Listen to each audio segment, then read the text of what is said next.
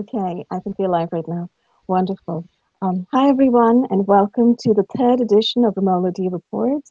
I'm very happy to be here once again with Frederic Laroche, who helped pad out part one and part two of Romola D Reports with his extraordinary story of both his current situation in Grenoble, France, where he is being detained on wrongful grounds, and part two of his story, which really went back in time and talked quite a bit about his early experiences of experiencing military intelligence stalking, surveillance, harassment, and ultimately discovering that he was the subject of neuroexperimentation at his workplace at Hewlett Packard. So where we left part two the last time was where Frederick had just returned to France after a visit to Turkey and learned that this stalking and surveillance was actually following him across borders, and where he actually had a conversation with a very close family member, a half brother, who suggested to him that perhaps what he needed to do was leave France and go find a place where he could lose himself in a crowd of maybe 1 billion people, and a place like that would be India. So we left it just there, and today what we are going to do is talk with him about his trip to India, his travels in India, and what his experiences there in India were like in terms of this entire landscape of BMF and neurosurveillance and targeting. So welcome, Frederic. Good morning. Hello. Would you like to, once again, just as we did the last two episodes, would you like to take that witness affirmation thing again so that you can state to the world that you are indeed presenting the truth as you experienced it? Yes, sure. Wonderful. So Go right ahead. Yeah. I do solemnly, sincerely, and truly declare and affirm that the evidence I shall give shall be the truth, the whole truth, and nothing but the truth. Wonderful. Thanks so much, Frederic. So if you wanted to just jump in right here and start with the story of how you set off to India, which places in India you visited, and then kind of take us down in a kind of a slower breakdown in terms of what you experienced as well. That would be great. Yeah. So after the first 5 years of my starting of being harassed and stalked and tortured in France and in Turkey, then finally I decided to go to India. It was in October 2002. And the first thing when I reach here, it's impressive how the heat of the place. It's very hot in Mumbai, and also the brightness of the sun. It's a different brightness at this in this country than from in France. And then I see the Indian people, and I listen to their Indian accent when they talk to me. And there is the very huge queue for immigration checking. So it's many hours waiting in the airport. Okay. So finally, I have stayed in Mumbai maybe 1 week or 2 weeks in Mumbai. And after that, I will tell you maybe just in a few seconds where I have been in India. So after Mumbai, I have been to Pune. And after Pune, I think it was Lonavla. It's a small village where there is a yoga school. And something interesting happened in Pune and in Lonavla also. And then I have been to Goa. And I have been a long time there, and I made a very good friend here, but some problems occurred also here. Then I have been to Hampi, just a short, maybe 1 or 2 days, and then I think I was wanting to go to Pondicherry, but it was too long, so I have stopped in the middle in Bangalore. And then something also happened here, and also something tragic here. And then I went to New Delhi, and from New Delhi to Kashmir in Srinagar. And maybe after that, I think I have seen also Agra and Jaipur, Raipur, and I think I have also been to Kathmandu and Colombo in Sri Lanka. So let's start with every places. And so the first one was Mumbai. Mm-hmm. So I was in a hotel, and I was visiting the main places in Mumbai, like the museum for Gandhi, and there is also an aquarium and the island with the elephant, I think. So I have seen many places like that. It was nice. I was thinking maybe my decision was good. Maybe I am very far from France and very far from Europe, and no Frenchmen can be here, neither their allies. And So initially, when you landed in Mumbai, you basically did not feel that you were being stalked or surveyed when you first landed. You felt more comfortable initially. yeah, there was still a very curious event when I started to leave from France, and then I arrived in Switzerland because it was a connecting flight. And in Switzerland, I was making the queue to take the plane. Maybe I think I was going to Turkey again to connect with another flight, because I did not take a direct flight. I wanted to have multiple flights because I was expecting that the people following me could be in the plane, and I didn't want to have a long duration of flight. So I have split the journey. And then in Switzerland, I was making the queue with the regular queue to take the plane, and everybody got inside the plane. And then suddenly there were some officers coming to the queue, and they were taking me, and they were asking me to go to another plane. So I don't know the reason, but I went to another plane. And this plane was very strange because before arriving, I felt the pain again was happening to me. And I felt very destabilized, and the pain was very strong when we have landed. And at this moment, I understood that I have failed my plan to avoid being attacked in the plane. And the people who were in the plane attacking me, they were happy to see that I was failing that. And then everybody from the plane got up and they applauded. It was unbelievable. I have never seen that in a plane, that everybody has applauded when we have landed and when I was completely crushed by the pain. So I was thinking to myself, this plane is maybe not a regular plane, and all these people inside, they are not regular tourists, and they are all the members of the group of person who harassed me. And when they have succeeded in making me have the most terrible pain possible in a plane, they were happy maybe enough to applaud. So it was the first time I saw people applauding at the landing of a plane, and for me it was not. Was this from Zurich to Mumbai? Was that the plane then? No, I think it was from Zurich to Turkey, because I have stopped in Turkey in between. Yeah. So, and then I'm just very curious about what exactly might have happened. So you were actually taken out of the queue to your normal plane, and then you were kind of shunted off to a different flight. Is that right? Yeah. Were you the only one? Were there other people who were shunted off to this flight? No. I was the last one in the queue, and I don't think I was misplaced. I don't think I was taking the wrong queue, and they have just taken me from the regular plane for another plane, and this plane was a fake one or something. And you feel that the plane was rigged in some way, that there were people on that plane either carrying weapons or in some way directing energy at you. Do you have any awareness of how that happened? Do you feel it was, because I have traveled a great deal on planes, and I too have experienced EMF assaults on planes. And I kind of have gotten an idea of how exactly they accomplish it. But I'm trying to find out how you experienced it. Were they carrying weapons in the plane, or were they hitting you with directed energy from above, which would suggest a satellite beam? No, I think because after that, when I came back from India, I have gone back to India several times, and it was the same scenario, but I was taking a direct flight. But there is two flights. One is a short flight, and one is a long flight. So in the long flight, it's full of tourists everywhere, full of Indian people, full of tourists. So they cannot manage the situation in the long flight. So nothing happens there. But in the short flight from Lyon to London, or from Lyon to Zurich, for example, it's 1 hour and a half. Then in the short flight, they are attacking me.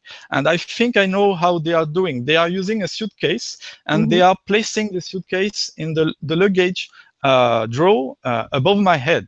I think it's as simple as that. I see. So, and that has some kind of microwave emitter or something like that in Yeah, it. and they have a battery, and the battery maybe is 2 hours long, and this is enough I for a short flight. I see. Okay, that's great. I just wanted to find out the methodology that you felt because you're so good at sleuthing out and finding out what exactly is going on. So, and your theories are important as well.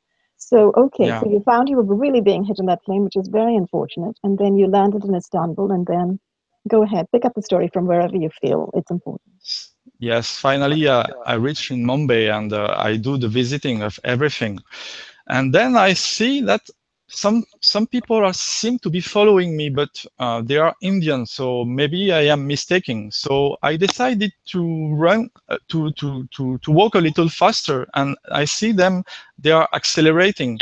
So I said to myself, maybe there are some people connected to the people I knew from France, and maybe they are here for me. So I should run away from them to escape, and maybe it's my last chance to get rid of them. So I was running very, very fast, and I was crossing the street in Mumbai by running, and I was following the tramway or the metro. I was trying to follow the path to remember approximately where was my hotel, and I was running maybe for half an hour like that, and the people, maybe one man was running behind me also. And sometimes I was climbing the stair to join a station of the metro, and then I was going down by the stair, and I was crossing again through the streets, and I was doing that maybe 2 or 3 times. And the guy behind, he was also going up and down, going up and down. And finally, I arrived in a station. It was not very far from my hotel, but I was very tired and I was breathless. So I decided to stop, and the guy arrived, and he was also breathless, and he was maybe a little tired also. And there was an old man, and this old man seemed to be homeless or something, but he seemed to be knowing this guy. And this guy, I think he was from the police or something. And the old man was maybe an informant, and maybe he was knowing this guy, because he came to him and he said, hey buddy, what happened to you?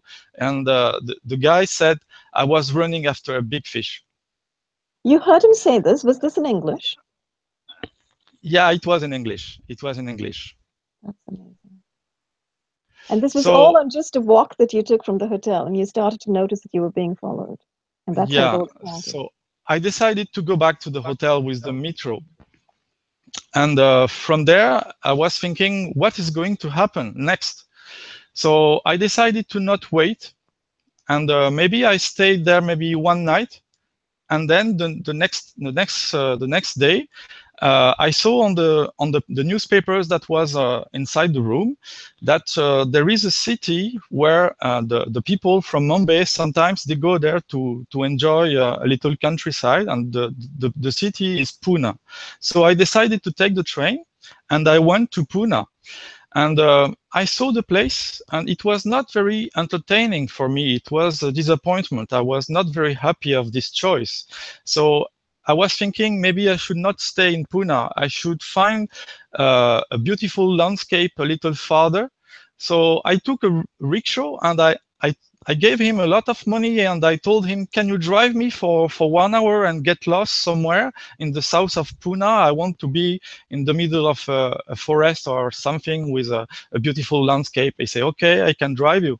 And finally, he dropped me in a place where I could see some signboard, and there was a kind of temple in the middle of a forest somewhere. So I got down there, and there were some little stalls where you could have some tea or street food or this kind of things.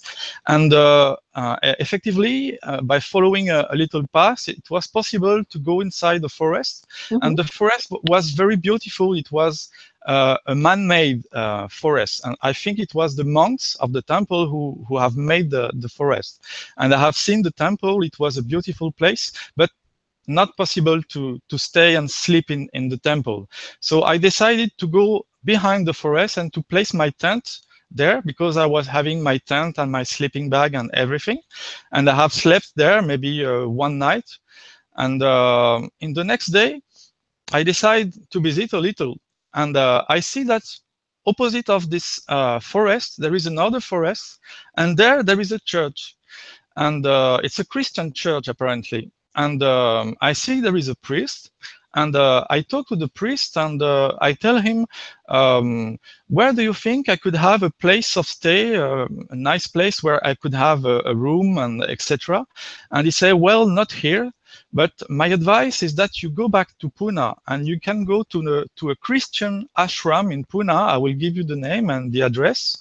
So he told me the details. And I decided to not go immediately. So I have stayed in my tent, I think, one day more, and it's only the next day that I took another rickshaw, and I went back to Pune, and I found the ashram. And it was very interesting, because the ashram was empty. And I was asking to a coolie who was passing there, I was asking him, where is everybody? And he told me, well, the director has gone yesterday. He's no more here, and he will not come back before a few weeks. And I think nobody is there, maybe except 3 or 4 persons. So I told him, is it possible that I stay here and I can pay for the night and the food? Say, well, maybe we can arrange something. I will ask. And he went to ask some person. And finally, I could have a room. And I have stayed there for one night. And the next day, I saw that the ashram was effectively empty. There was nobody here except 4 ladies. And these ladies were all foreigners. And they were English speaking, but each one, because I have stayed there a few weeks or maybe a few days, let's say. And we were having the lunch together and the food at night also. And sometimes we were washing our clothes in the bathroom. So we were sharing a few times together, and we were having some little talks. So I could see that they were having different English accents, and I could see that one was a British one was maybe an American one was maybe a Canadian one, and one was maybe an Australian one. I was not very sure, but and one lady, she was having some kind of design on her hand. It was black color, like a tattoo. And I think it was a kind of Jewish design. So I was thinking, maybe this lady, she's speaking English, but maybe she's from Israel or something. I didn't pay attention to the accent first, but then it happened something very curious. I was going outside to check for a cyber coffee because I wanted to read my mails, and I saw 2 of the ladies. They were standing just next to the coffee shop. So I was thinking, how they want maybe to check their mails also, or maybe they were knowing that I am going there, or I was not very sure. Mm-hmm. Then I go inside the coffee, and I check my mails, and then I think to myself, I should also search for useful information, because if I want to stay in India, I should know where is the best place to stay, and where I could find a job to do a job in India. So I was starting to search for jobs in India, and I have read many propositions for jobs, etc. And I was very busy reading that. And in the coffee, there were maybe 10 young people. And at one moment, the girl behind me, she was telling to her neighbor, oh, it's very nice that he's looking for jobs in India. So I was thinking to myself, oh, these people are talking about me. So in my mind, I was thinking, if they are in the coffee, if they are here for me, then I think I am going to kill them. And I became, my face became red of anger. I was very much filled with anger, and I wanted really to hit them. And at that moment, they were telling to himself, oh, that's not the good moment, we have to go away from here, is going mad or something. And they went away from the cyber coffee, except maybe 3% they were still here. So did you hear them say he's getting mad or he's getting angry? Yeah, maybe not exactly these words, but they were reacting about something that was happening inside my mind.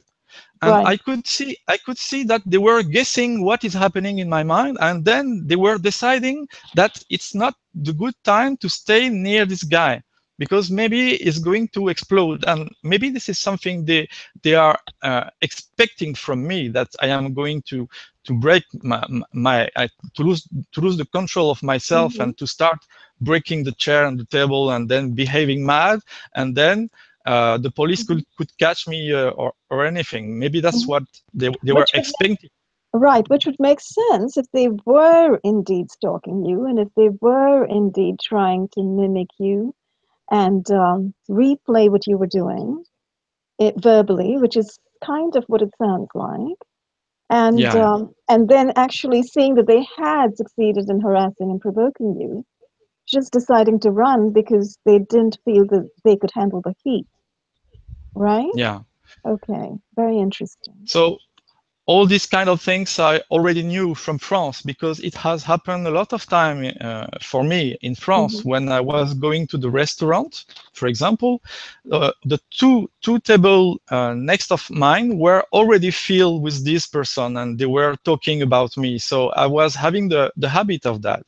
And so in other words, you have experienced many times the scenario of being in a public place, being stalked, being surveilled, and being intimately listened to and intimately watched, and then actions and words that you have actually said being replayed to you. So you've had this experience before.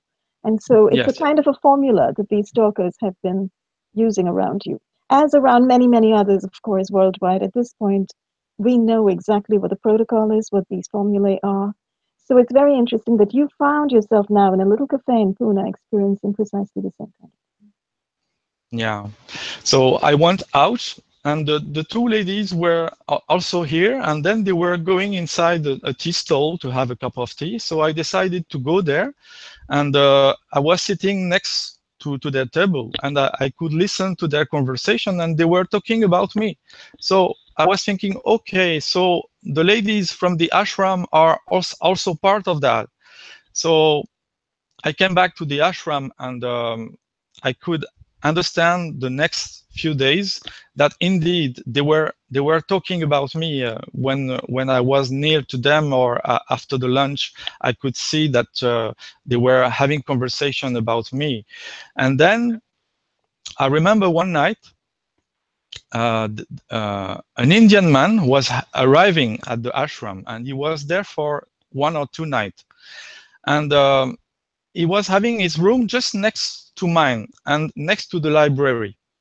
So I was not very sure what kind of person is that, because there were 4 foreign ladies, and the director was not here. And so apparently the ashram was already set before I came. When the priest told me to go there, it was already a setup. So I understood that later, actually. So already the ashram has been cleared from everyone, and it was only booked for the person handling my case inside the ashram. And someone arrives. He's an Indian, but I don't trust him. So I go to the library, and I try to pass a lot of time in the library, not being in my bedroom. I didn't want to go sleep. And I started to read some books about Buddhism. And it's my first time in India. I was reading books about philosophy and religion, and there were very many books were here. And I was reading the noble truths of Buddha, and what the Buddha taught to the civilization, what he has brought to the civilization. And I was thinking to myself, but what he's telling, it's it's speaking to me. I can feel related to what is telling. I feel that all my life I was searching for an answer for my problems in my life, and it's written there in this book, in this ashram. And I was feeling in in harmony with myself. I was feeling in peace with myself. Mhm. And at that moment, I felt the pain again. And it was coming from the bedroom just next to the library. It was the man. He was coming there to torture me in the ashram. And I decided to use the book I was reading to change my mind and to keep clear in my head. And I was able, by using the words and using the inspiration from my readings, I was able to counter attack him, and I was able to not feel the pain anymore. And I heard him becoming angry and banging to the table, and he was telling to himself with a loud voice. I could hear him tell it that. He was saying, "Oh shit, he's his own psychiatrist. He knows how to cure himself." Wow, that's pretty amazing. You Yeah, know, you had experienced exactly the same kind of thing in France, right? And your parents yeah, have, when that woman above was, you think, hitting you with directed energy weapons, and every time you shielded in some way, she banged on the table in precisely the same kind of fashion and yeah, sounded frustrated, and you could hear her through the window. And the same kind of situation is now being replayed yeah. in an Indian ashram library. So And nothing is new except the place. exactly, and you actually heard this guy saying that. And the fact that he could say that you have, in a sense, become your own psychiatrist and resisted those attacks suggests that there is some mentation involved here. That, in other words, what you are doing mentally is actually having an effect physically Yeah. that helps you to resist these directed energy attacks. Yes, and I know that some victim they say that reading the Bible is helping them, and me, it's reading the thought of the Buddha who has helped me. So from this time, I have kept a book about Buddha always with me, and it's inspiring me to relieve me when I feel under the pain. I just try to be as simple as Buddha was, and Mm. this is the most easier way to get rid of the attack. It's using your own mind, your own brain Mhm. to make the peace inside you and to make the calmness, and Mhm. then actually the pain can reach you, but it will not stay in you. It will go out. So this Mhm. is the way, the better way to deal with the situation. That's wonderful because, this really talks about the whole mind body continuum. And so it suggests that even if you were being hit directly, physically, with direct frequencies, with directed energy, microwaves, or, working at a certain frequency and an assault in your body, it's the experience of that pain mentally that you were able to control. So that's one possibility. And the other possibility is if indeed you've been hit neurally with frequencies, because part of what these weapons are doing, they are neural weapons. They attack the human nervous system and they attack the brain. So if they are frequencies being sent to the brain and that are designed to induce whatever feelings, whether of pain or depression or resignation or apathy, all of which is now being documented worldwide, um, then it also suggests that what the human being can do willfully and deliberately, as in your case, reading the words from a religious text and gaining solace from it, can actually counteract, resist, and stop that assault from the outside, stop the effect of that neurological assault from the outside. That's absolutely Yeah. brilliant. Actually, what I have learned through the years is how to recognize my internal stabilized state, my own state of mind. So when you feel the influence of something external, you can recognize this is not yours. And all you have to do is to focus on yours and to forget about the external influence. And it's helping a lot when you are experienced with your own body and your mind for many years. Actually, when a victim is a young victim, it's difficult for the victim counter-attack. But when a victim is an old human person, well, because I have been a victim after my 30s, so I was knowing myself very well. I was knowing who I was, how I feel, how I think. And when you have this external influence, at the beginning you are completely overflowed. It's too much to bear. But after a few years, you can stabilize with yourself. You can recognize the external pattern that is not yours, and you can concentrate and focus on yours only. And then the external pattern can vanish like a noise.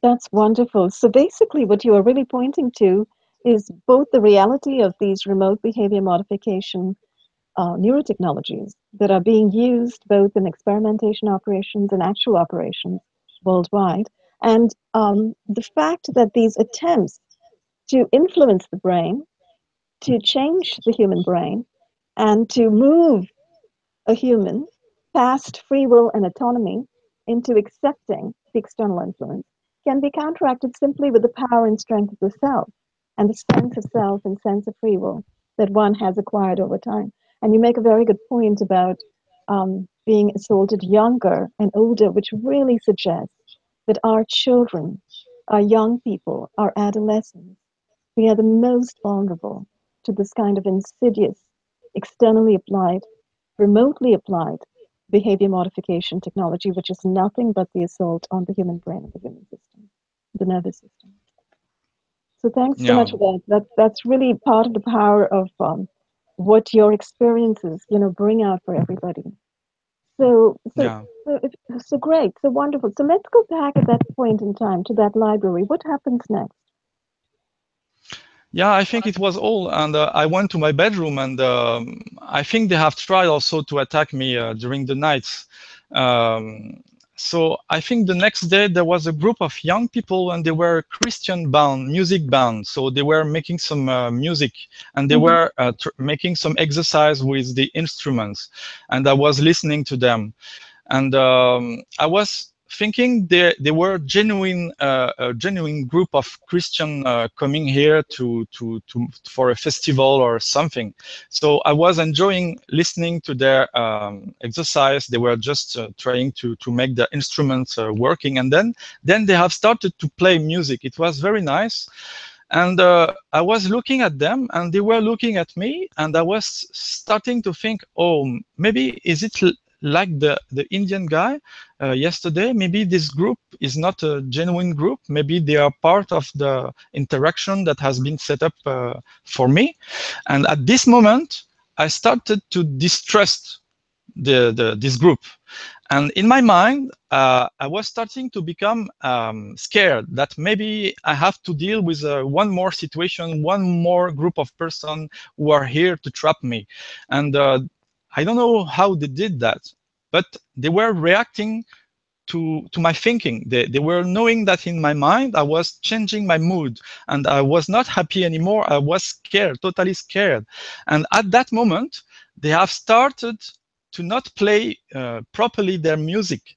They have started to make false notes. And the false notes were, it was symmetrical to my behavior, to the status of my mind. So I was becoming destabilized in my mind, and they were destabilizing their music, and it was matching. And this was amplifying my fear. And the more they were playing wrong notes, the more I was having fear. So at one moment I decided, okay, let's stop it. I go away from here. And then later there is one boy among them. He came to see me, and he said, tomorrow we are going to Lonavala, and I am going to Lonavala tomorrow, and I'm going to yoga school, and I want to learn to do yoga. Why don't you join me there? And I said, no, I don't think I am going to join you there. But I was not knowing what to do. So the next day they have left. And I decided to go to Lonavala because it was just the last idea that someone has put me in my mind. So I didn't know what to do. I went there. So it's a small village, and there is a yoga school. And I have stayed there maybe 2 weeks.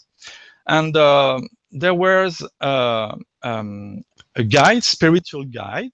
He was an old man with a white beard and white hair, and every night he was having a talk with the people sitting here. And I think it was not the first night, but maybe after 2-3 nights, he was talking sometime to someone. He was addressing his speech about someone in particular, and this time he was talking to the profilers. That's what he said. He was talking about you should not be the kind of person with a superior behaving. You should be modest. You should be humble. And he was talking to the profilers. That's the word he have used. And he used that word. Yes, and there were in the middle of the crowd. There were some Indians, and I was a foreigner. And in the front, because I was sitting in the back, in the front there were maybe three or four foreigners also here. And he was addressing his speech to the profilers, and they were laughing. They were the only one to laugh. So they were the profilers. You so mean I think. I'm sorry. I'm just trying to follow this narrative. Yes. Are you saying those 3 other foreign people were the profilers? Yes, I think they have presented themselves to the spiritual guide as profilers, and they were here for me. And he has explained, they have explained him something like that. And after that, he made a comment about someone, and this someone should not be angry after his father, and he should forgive to his father, and he should be happy to have had such a father who has passed away recently. And I was thinking, oh, this is a message for me. He's talking about me and my father. So obviously, this guy, he was knowing about the profilers, and he was knowing about me. And these profilers, they have presented to him like police officer, like they were doing a kind of operation inside the yoga school, and he has accepted their presence, even though he was making a comment about them, that they should not be upon everyone, they should be humble, etc., etc. So he was trying to give them a lesson, but he was giving a message also for me. And after that, I had the pains again in the yoga school. So I just wanted to make one comment. You know, what your experience here of being in this group of people and being spoken to by this guru or rishi or whoever was conducting that evening's activities, it sort of rings true to what many other targets of extrajudicial surveillance are reporting worldwide. Basically, that they are in the middle of communities where people around them, the communities, are being told erroneously and falsely that they are the targets of investigation. And in your particular case, it sounds like they've actually used the word profile. So that this person is being profiled or watched or surveyed or investigated. And therefore, that is the meaning and the reason for the interrelationship, the interaction, and the watching and the surveillance that they are conducting on you. So, you know, to varying degrees, I think communities are beginning to be either aware that this is going on and that this is false, or they're simply falling in and participating. And it sounds like in this particular case, this particular guy, the guru, did not really fall for the story. Yeah, so the pain were coming back during the nights, and then I decided to not stay more, and I left. And then I took the train and I went to Goa. And in Goa, I have visited all the beach from the south to the north, and I decided to stay in the place where it's called Vagator, and there was having a Tibetan cafe. So it was a nice place. It was open on the open sky, and there was a very nice electronic music, and also a very nice pizza to eat. So for me, it was the perfect place, and I decided to stay there.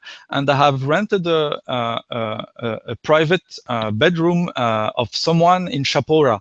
So it was in the middle of the jungle, and I was thinking to myself, this is good. I am in the middle of the jungle in a private home.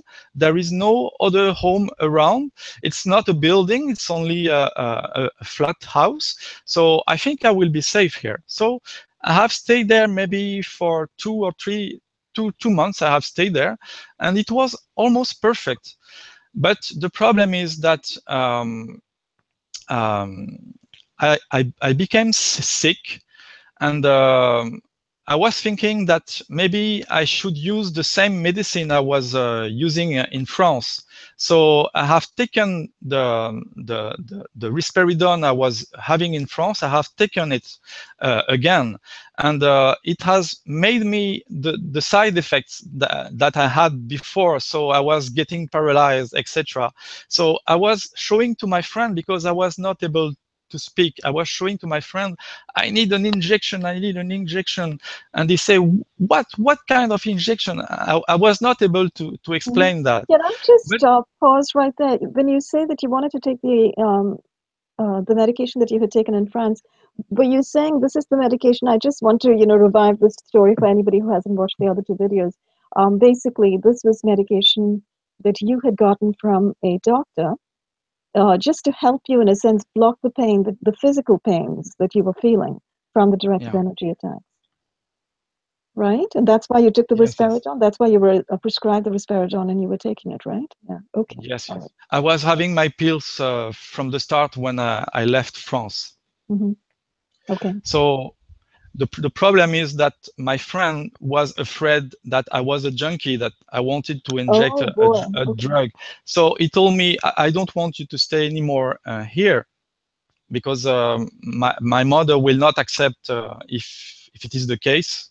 It's not possible. Now my mother is convinced that you are a junkie, so you cannot stay there. So I have found another place to stay. And it was a house for rent, but the problem is that it was just near the German bakery. It was near Anjuna. So it was just near the German bakery, and the German bakery it's like a coffee. So it's always open, and there is always many people here and tourists. And around the house there were a few houses also here. So at that moment I was only staying there. And the pain came back, and I was thinking maybe it's coming from the people in the German bakery, or maybe from the house just next to me. So I was thinking, I cannot stay there. I have to leave again. And so I decided to ask a friend to drive me, and he drove me to Hampi. And he was very sad, because it was the same friend who was renting me the house before, and we have become very close to each other. And he was crying. He was telling me, "Oh, you are leaving me now. I was thinking that you were like my best friend, and you are leaving me now. I'm very, very sad." And I said, "Yeah, I know, but I cannot do differently. I have I cannot stay very long in the same place. I have to move all the time." So he was very sad, and then he left back to Goa, and I was left in Hampi. And in Hampi, I have just stayed one day to visit the place. I have slept one night, and in the next day, I took the bus. I wanted to go to Pondicherry, but it was too far, so I have stopped in the middle in Bangalore.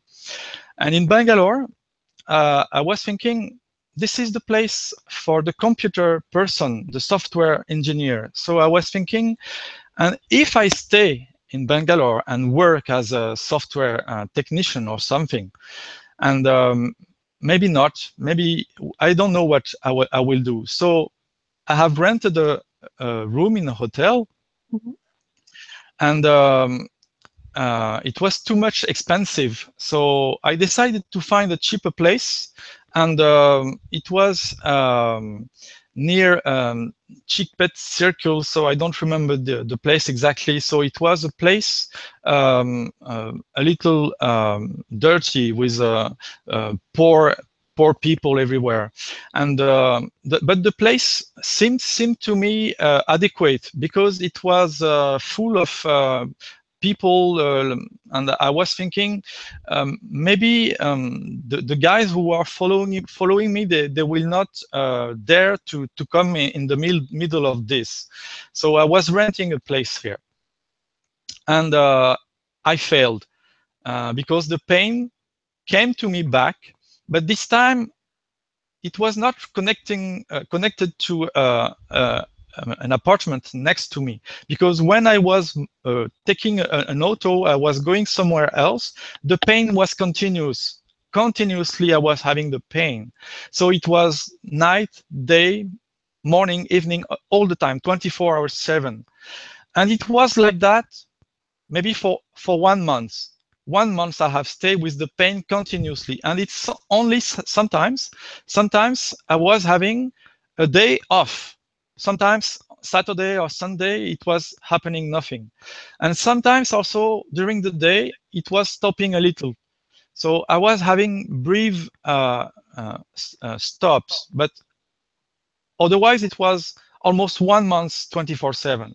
So for me it was too much. It was too much. I was thinking to myself, if they are able to make that 24/7, wherever I stay, wherever I move, I think I have to kill myself again. So I decided to go to another hotel, and I decided to cut my vein again in the bathroom. And this time it failed. It failed without nobody to intervene. Nobody came in the bedroom. It just failed. And I was staying in my bed for a few days. I could not move because I was very weak, because I have lose a lot of blood. So at this moment, a very bad idea came to my mind. I was thinking, okay, if it is not the good method, I am using the wrong method. I have to use another method. And I was thinking, let's use a real poison, a product that I can buy in a chemistry shop or whatever. I can find some poison, and then it will work instantaneously, and I will not fail. So I was going to the chemist shop. Where can I find the poison? And I was thinking to take some arsenic, or I don't remember. I was looking for something very very strong to stop my heart. And everywhere I was going, I was the only foreigner coming to this kind of place, and they were not trusting me. And I was asking for this chemical, and they told me, sir, it's not allowed to sell this kind of chemical, or only if you have a certain kind of license. So I was telling him, what kind of license do you need? Yes, for example, if you have a jewelry shop, and if you want to work with gold and you want to melt the gold with a chemical, then you will show your license that you are a regular shop dealing with jewels in gold. Then we can give you the product. So I was thinking to myself, okay, so this is the last part of my plan. I need this license. And at this moment, I got lost in my mind, because I was searching for some help with Indian people to open a jewelry with the money that I had left from the inheritance of my father after he died in 2000. So I was having some money in my bank account, and I was thinking maybe I can open a shop like a jewelry with an Indian partner. So we have made a deal with someone, and I have put a lot of money in that to open the shop, and we were registered. And I was about to have the license. I was about to have what I wanted, to kill myself properly. But I was completely lost in my mind. I was completely lost. And I think at that moment, my visa was coming to an end. And my Indian partner, he told me, you should go to Sri Lanka and you will apply for a business visa, as a jewelry shop in Bangalore, and we will give you all the documents so you can have a longer visa and you can stay there. So I have been to Sri Lanka, I have been to Colombo, and there I have been attacked again in the hotel. So I decided to write a long letter, and I have sent the letter to my sister and to my half brother, and I explained them my situation here. And I was telling them to arrange in France my stuff that I had left in an emergency, because I have left France in an emergency, and my car was parked in the garage. My house was still having the electricity on. Everything was switched on in my house, and my house was still on the rent. And I was still paying the rent for nothing. I was not living there. So I have sent the keys of my house to my sister and my half brother, and I told them, please take my stuff back from the house and tell the landlord lady from the little house in the mountains that the rent is over and the contract is finished. And I was thinking, I have to do that because maybe after a few days I will be dead. Then I came back to Bangalore, and I did not get the visa because in the Indian embassy, they told me, well, sir, now we know that you want to do business, and the paper you are giving us don't have the signature of your partner. And effectively, I was in a hurry, so I went to Sri Lanka with the papers, but it was missing the signature of my partner. So it was not valid. And the guy was telling me, you are making business visa and you don't have the good documents, so I will forbid you to come back to India. And I said, no, because I have my stuff in India. I have to pick up my stuff. And he said, okay, I will give you 2 months visa. You go back to India, and then you go home, sir, please. So I went back to Bangalore, and I was still having a visa problem. So my mind was totally changed.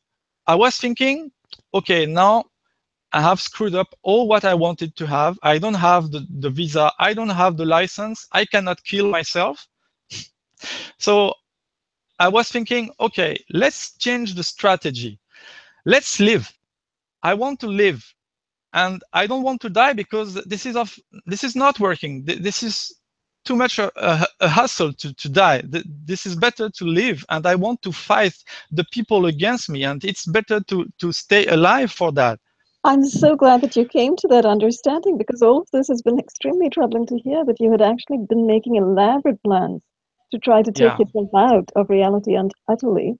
And it also sort of sounds like a whole bunch of circumstances kind of came together to prevent you from taking your own life, right? Yeah, maybe someone was watching on me, and it finally made change my mind. Yeah. Yeah. So finally, I decided to go to New Delhi, and in New Delhi, I found a travel agent, and I told him I want to go to Nepal to extend my visa with the Indian embassy. And he told me, oh, I don't know if it's something easy, that maybe it will be a little difficult, but I can help you if you want. I can come with you. I can help you to make the visa. And then after that, my father is having some houseboat in the Kashmir, so maybe you could go there for 1 month or 2 months, and you could rest, because I can see that you are a little in the difficulties, and you are tired and you are not feeling well. So why don't you go to the Kashmir and have some trekkings, and you enjoy on the lake, etc. I say, well, okay. So he have sold me a package, and in the package it was going to Kathmandu, have the visa, then go to Kashmir and stay for 1 or 2 months in a houseboat in the Kashmir. So that's what I did, and I got 6 months more for my visa, and I have stayed maybe 1 or 2 months in Kashmir, and it was nice. And I have met good friends in the Kashmir Valley, but also in the small village in the mountains. So we call the people living here, we call them the gypsy guy, or they are speaking another language, the Gujari people. So they are the poor people. They are living in the altitude in the mountains, and I was meeting there these people when I was going for trekking in the mountains, and I was finding there the people who can survive to the winter, because there is a lot of snow here during the winter, and they can survive this. So I was thinking to myself, they are the true human beings I was looking for. They are the true one. They know how to survive. So they are simple in their mind, in their ways of behaving, and in their talks, and they are very simple and humble. And I was thinking to myself, they are the real human beings I have never found anywhere. So it was in 2003, and it was my first encounter with the real simple Indian that live in the small village. And my heart was very excited to meet such a person. And they became my friends. And I have visited them many times during 2003. And even later, I was moving again in India, but I was managing to every year, because I have stayed 4 years in India. So every year I was taking 1 month to visit my friends in Kashmir. And in Kashmir, I have changed my place of stay different times. And at one point of time, I was in a house with a nice lady, and she was a very strong believer. Then she received 3 or 4 young Christian people, and she told me they are going to stay there for 1 night, because they were blocked at the airport, and they could not take their flight. And I didn't want to let this poor young student, this group of Christian young person, I didn't want to let them lost. So I invited them to stay in my home. So Frederick, they will share in the first floor. You will have your room, and the next room will be busy, because they will use them. I said, yes, okay, no problem. But during the night, I was having a very severe attack, and I could not sleep. And I was listening to the voice of the Christian young person in the room next to mine, and the light was not switched off.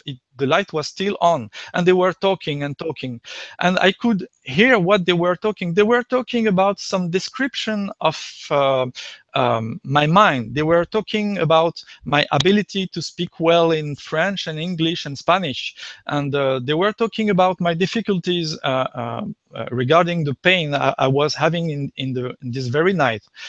So I was remembering almost everything they were saying during the night.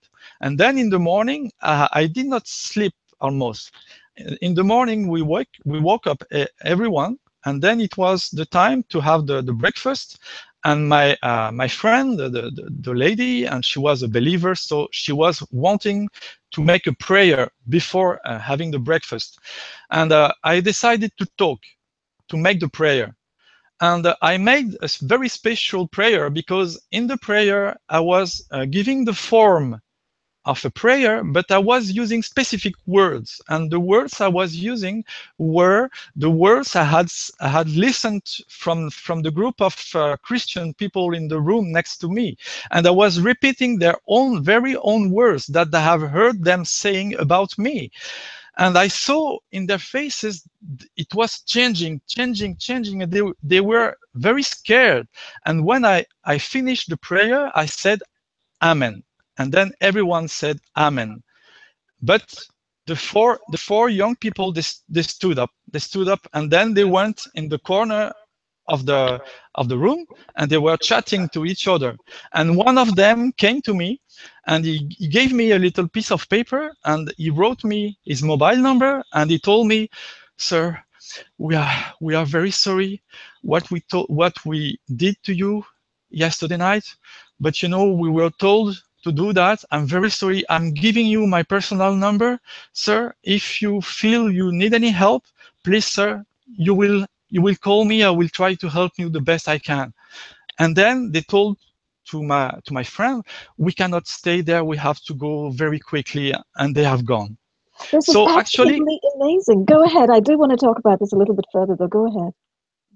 so actually, it was not accidental when my friend met this group.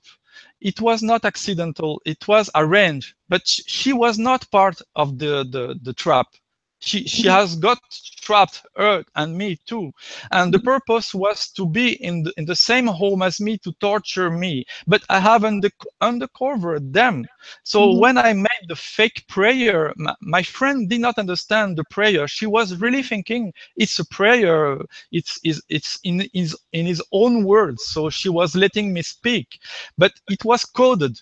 And in the code I was using, they could understand it was talking about them. So they were very scared. Oh, he could understand everything. So we cannot stay there. We don't know what is going to happen. So I really want to underline the fact that basically what you uncovered here is a group of young people who had actually been pulled into this organized network of informants who are being fed stories about you, the target in this particular case, and who had actually been persuaded to carry weapons with them and to bring those weapons to take up residence in your very close vicinity and to assault you with those weapons through the night. So, and you actually uncovered it and they actually confessed it. Yeah. And After they were your they were, period of confrontation with the prayer. yeah. Very, And very. they were foreigners. They were also foreigners. So and they were Christian, or actually that's what they pretended. But I think that Christian person are the person who can be easily engaged in such process against victims. So Why do you maybe say they that? were. Yeah, because in the ashram already, it was a Christian ashram, and the priest before the ashram, he was a Christian priest. So, and the band who was doing the music, it was a Christian band, and they were coming here for a festival, for a Christian festival. And again, here in Kashmir, this group of foreigners, they were Christian. So I think. Amongst the person who are involved in acting against me, oftenly it was a group of Christians. I see. So your experience that far had suggested to you that the Christians that you were encountering were in particular suspect. But also, we should also consider the possibility that these Christians were also really not really Christians, right? They were maybe fake Christians. Who knows? But yeah, very interesting that you were consistently faced with groups of Christians who were assaulting you in this fashion. Totally. yeah.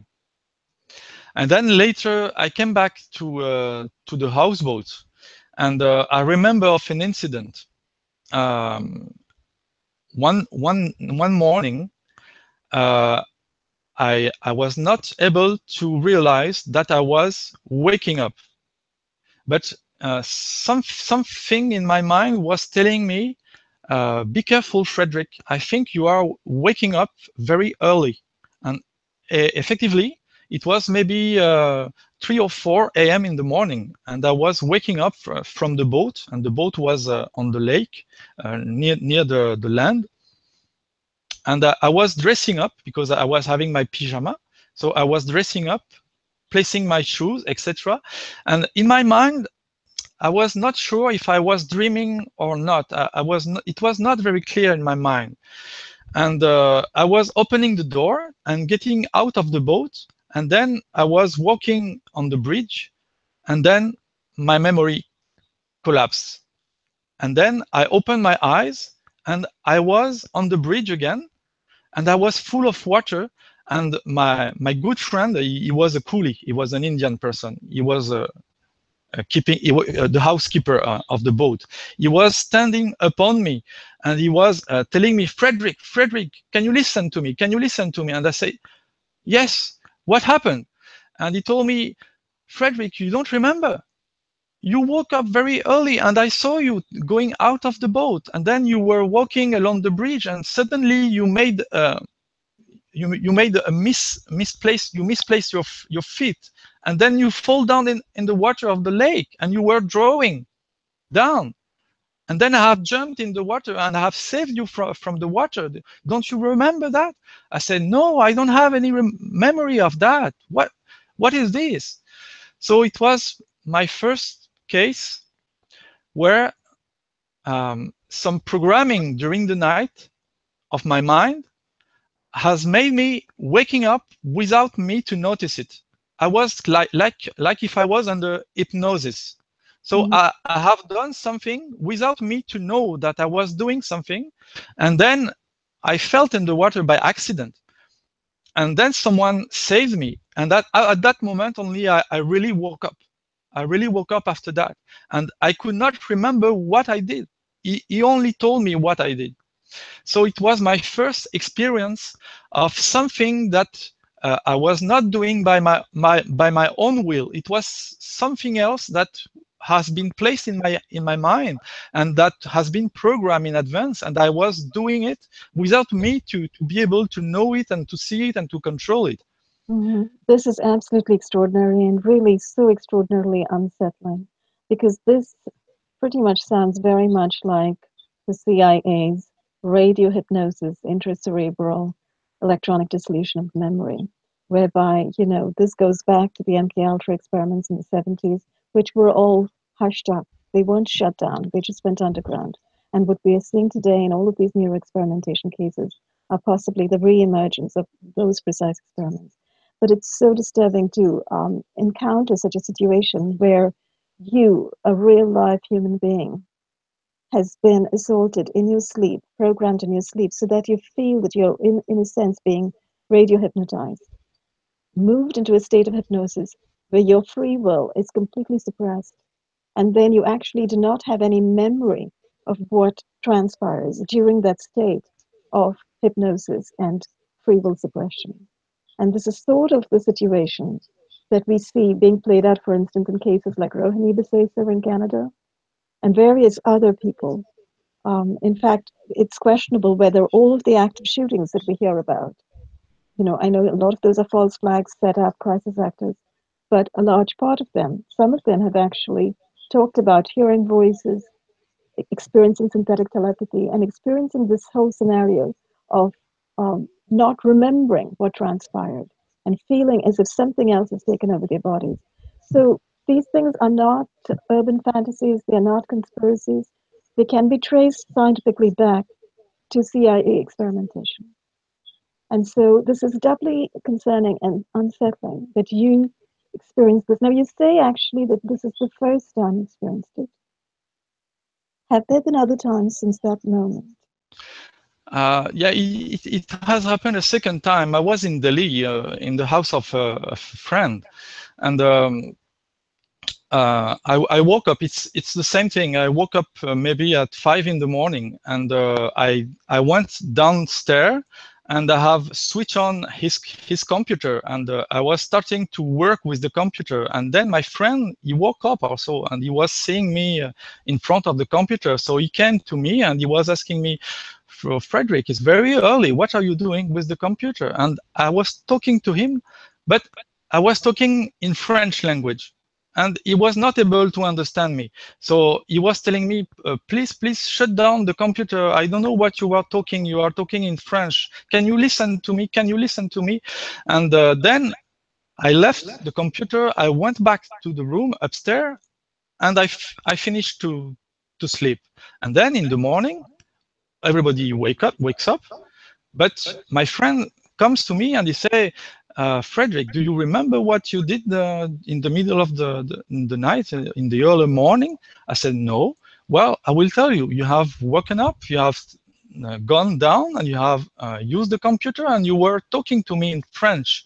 And then I say, oh, in my dreams, I remember I was talking in French to someone, but I didn't know it was for real.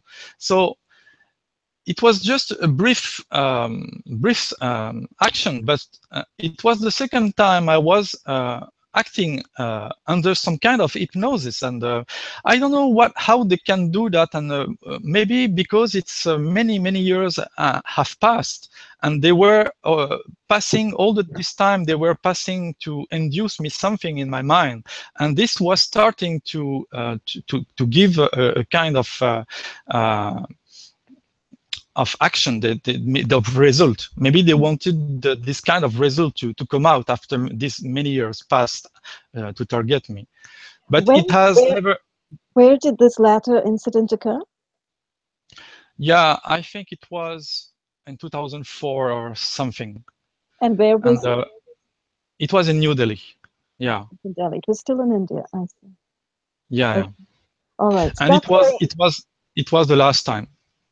it was the last time. Okay. So this whole scenario, by the way, of radio hypnosis is vastly interesting. And I think the ways in which the human brain, the free will is being overridden, I think there are several technologies in use actually from what I read.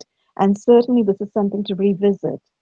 So at this point in time, since we are merely kind of documenting the incidents that you have experienced, let's go back to that moment on the Kashmir houseboat. So you've been revived, and it was a most dramatic moment because you literally were near drowning, and your friend saved you. So what Yeah. happened next? Yeah, I think I have shifted to another house in Kashmir, and it was difficult to avoid the pains from there, and it was surrounded of many houses, and sometimes even when I was going to the mountains, I was having the pains also. So I was starting to think now they are able to target me with many different ways, many different weapons, so they can have me with something nearby, and they can have me with something in the high altitude. So I decided to leave from Kashmir and to go back to Bangalore. So I have stayed there in Bangalore maybe in 2005 and 2006. So it was the last years of my stay in India. And in Bangalore, I was in the private apartment of a friend, and I was working for him. I was doing little jobs, and he was offering me free accommodation and food. And I was also targeted in Bangalore, but it was difficult for me to know where from it was coming, because there were other flats, and there were other buildings, and there were the main road, and so it was difficult for me to understand where it was coming from. So I have stayed 2 years there, and I have tried to manage the best that I can, and I was keeping my life busy with something to do during the day, the job I was doing. So after that, during the night, I was trying to sleep the best that I could, and I was using still the medicine I was using in France. I was still using them to help me to sleep. So I think in 2006 I have met a few person who were very important for me, because when I went back to France, I decided to go every year in India for 1 month to visit them, because they have become my best friends. And some of them were from Bangalore, and some of them were in Bangalore for a short period of time, but they were belonging to Kashmir, and I already knew Kashmir. So for me, this little group of person I met in 2006, they became my close friends, and my only close friends, because when I came back to France, I had lost all the contacts I was having with my previous friends and even my family, and I was not trusting anyone anymore in France. I did not want to go back with my previous friends. So my only friends were my last friends from India. Wonderful. Glad that you made great friends and that you've actually found time to go back and visit them and so forth. So it sounds like, when did you actually make the plan to leave India and go back to France and settle in France?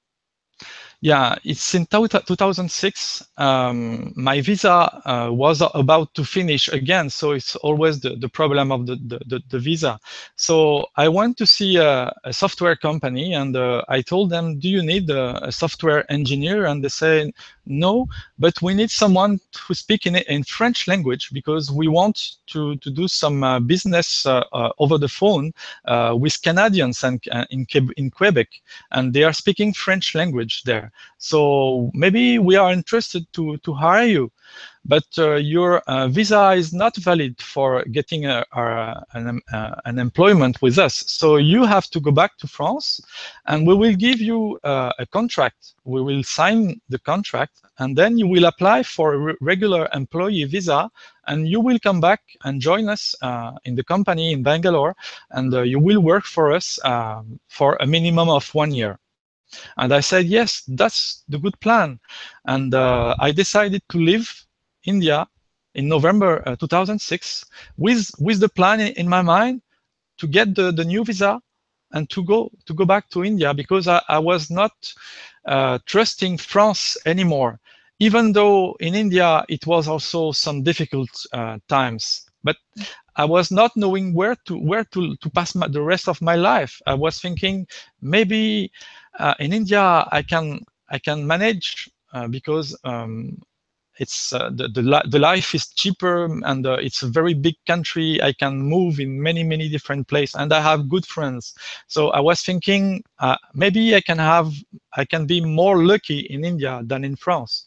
That was my thinking. So I went to the Indian embassy in Paris, and there was a very huge queue because I stayed there 2 days. The first day I went to get the application form, and there was maybe 1 hour queue. It was very fast. Nobody was here. And the next day I was coming with all the papers, etc., to apply for the visa. And I came maybe three hours before the opening in the morning, and already there was a very huge queue.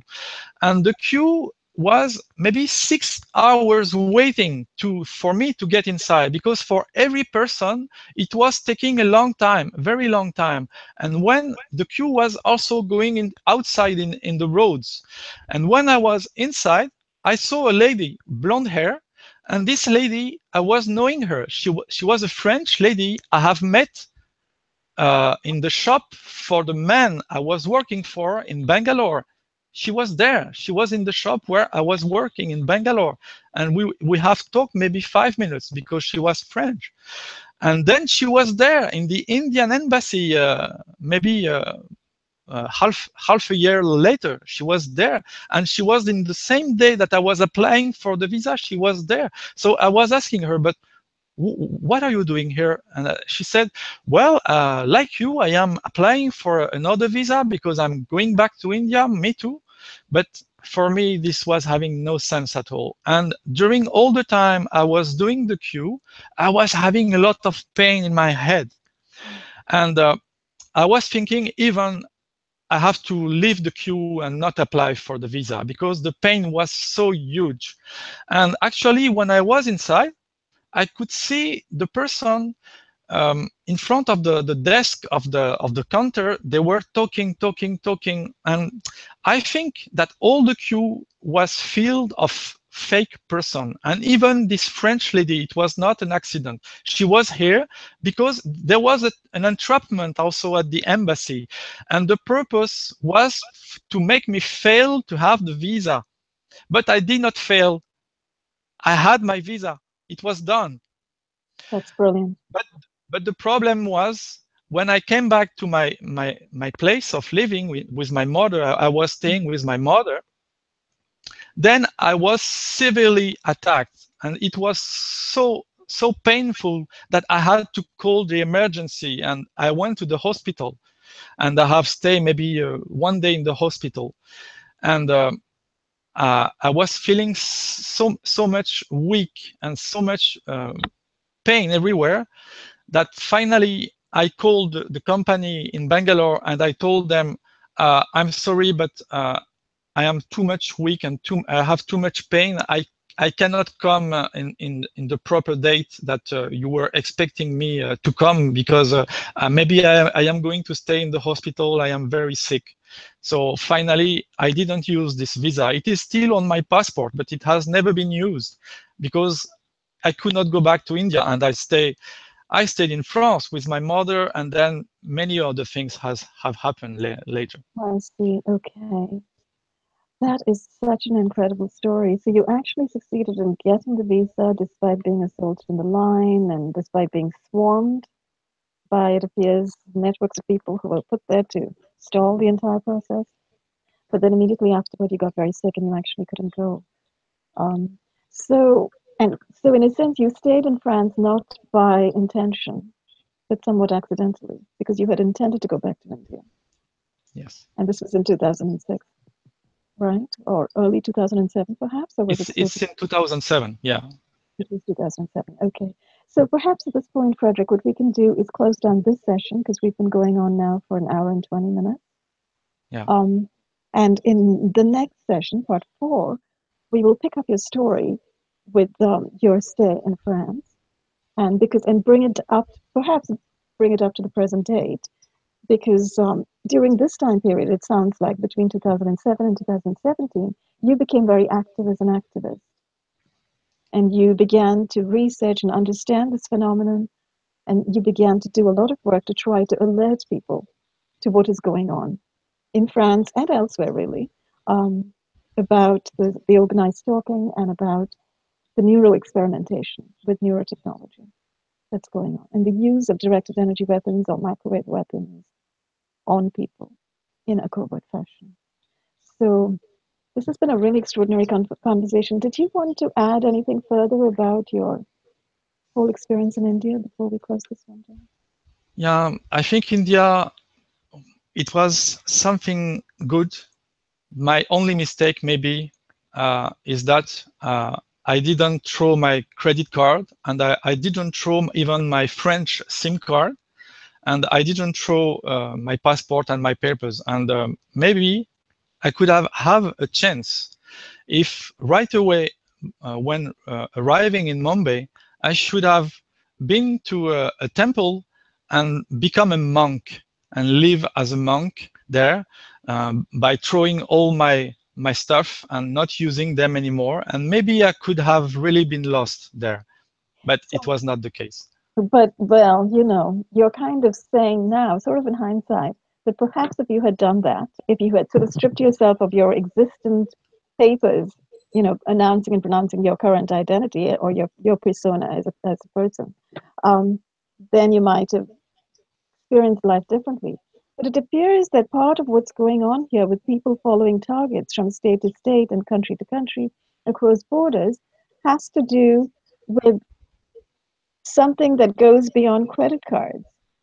Yeah. It has to do with brain frequencies, right? With the Yes. Yes. unique brain print that each of us has, our Yes. brain resonance frequencies, our bioresonance frequencies. I understand there are specific frequencies for every single one of our organs.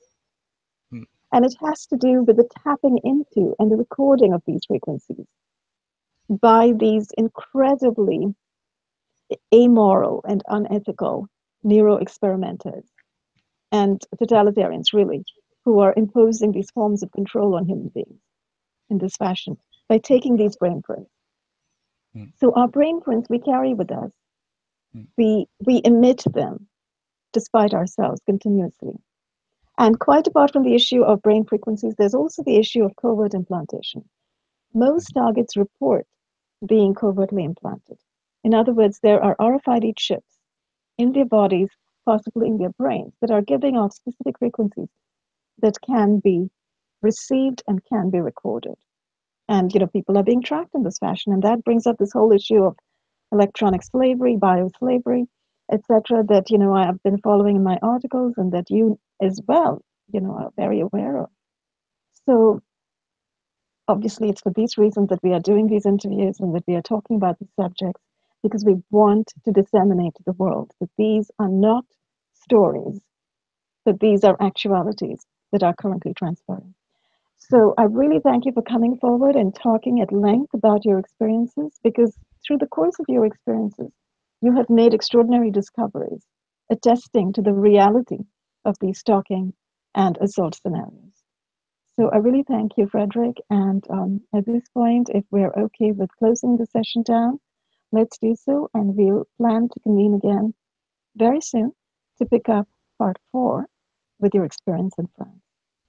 Okay, thank you. All right. Thank you so much. Thank you, everyone. Bye, and see you soon. Bye.